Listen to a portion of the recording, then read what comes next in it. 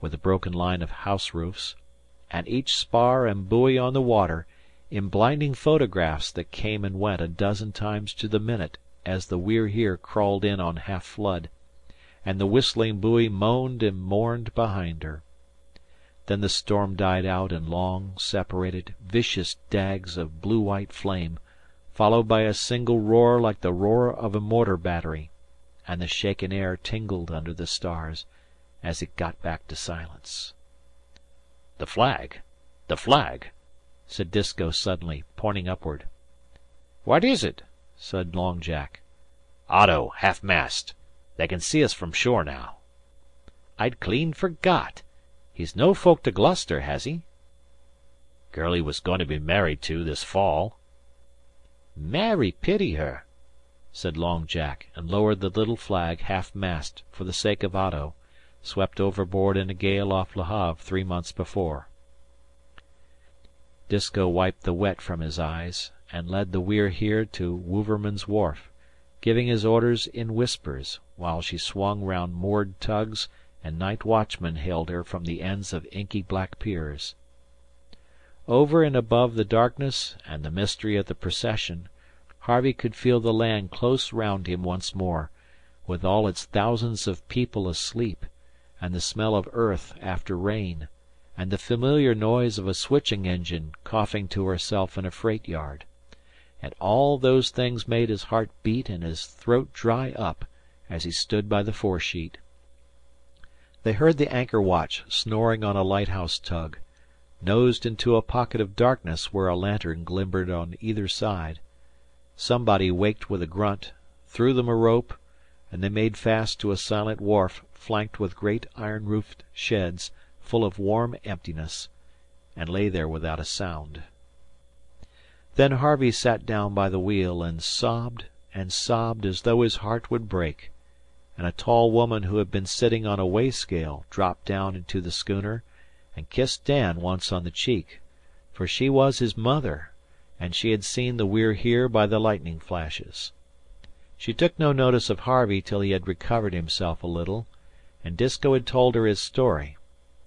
Then they went to Disko's house together as the dawn was breaking, and until the telegraph office was open and he could wire to his folk, Harvey Cheyne was perhaps the loneliest boy in all America. But the curious thing was that Disko and Dan seemed to think none the worse of him for crying.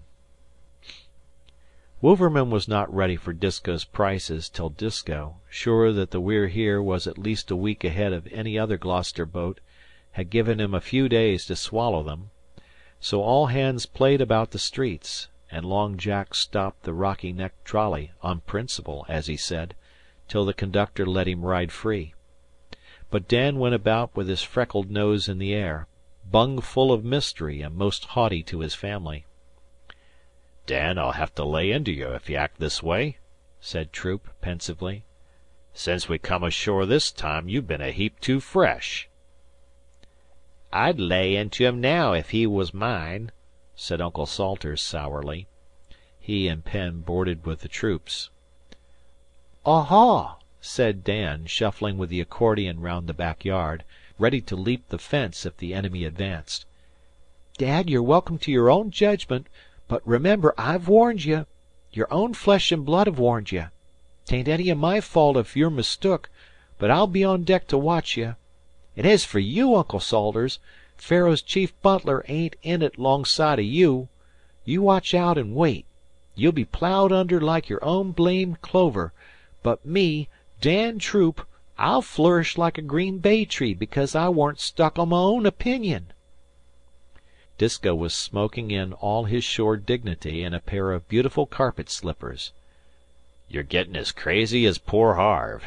You two go around gigglin' and squinchin' and kickin' each other under the table till there's no peace in the house," said he. "There's goin' to be a heap less, fer some folks," Dan replied.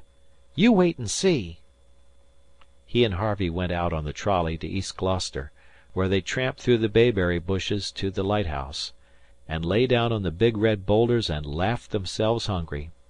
Harvey had shown Dan a telegram, and the two swore to keep silence till the shell burst. "Harve's folk?" said Dan, with an unruffled face after supper. "Well, I guess they don't amount to much o' anything, or we'd ha' heard from him by now. His pop keeps a kind o' store out West. Maybe he'll give you as much as $5, Dad." "What did I tell ye?" said Salters. "Don't sputter over your vittles, Dan." Chapter